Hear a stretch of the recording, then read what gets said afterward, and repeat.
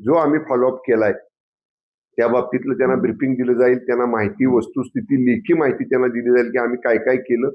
आणि मला असं वाटतंय की ती माहिती अवलोकन केल्यानंतर कदाचित आंदोलन करण्याची वेळ त्यांच्यावर येणार नाही.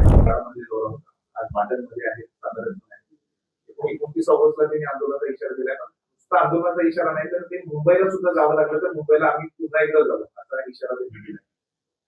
नाही बघा, आता जे मनोजदादांना आश्वासन सरकारनं दिले, दर मंत्रिमंडळ बैठकीनंतर मंत्रिमंडळ उपसमिती जी आहे मराठा आरक्षणाची, दर विखे पाटील साहेबांच्या अध्यक्षतेखाली दर कॅबिनेट नंतर आम्ही बसतो आणि किती पूर्तता झाली, किती दाखल्यांचं व्हेरिफिकेशन झालं, किती लोकांना व्हॅलिडिटी मिळाली, या प्रत्येकाचा आढावा व्हीसी वरती सगळे कलेक्टर असतात, सगळे डिव्हिजनल कमिशनर असतात आणि जे आश्वासन दिले त्याच्या पूर्ततेसाठीचा फॉलोअप हा सरकारचा चालू आहे.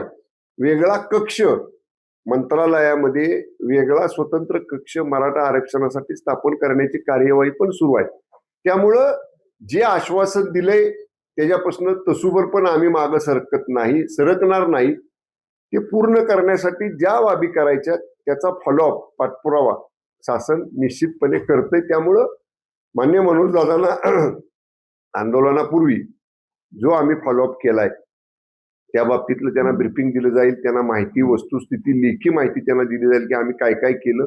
आणि मला असं वाटतंय की ती माहिती अवलोकन केल्यानंतर कदाचित आंदोलन करण्याची वेळ त्यांच्यावर येणार नाही. प्रलंबित मागण्यांमध्ये सातारा गॅजेट सुद्धा लागू करावं ही मागणी, अजून तरी त्याच्याबद्दलचं काय पुढे झालंय? नाही, त्याच्या बाबतीतलं बघा, सातारा गॅजेट आणि औंध संस्थांचं गॅजेट या दोन बाबतीतलं त्यांचा आग्रह होता.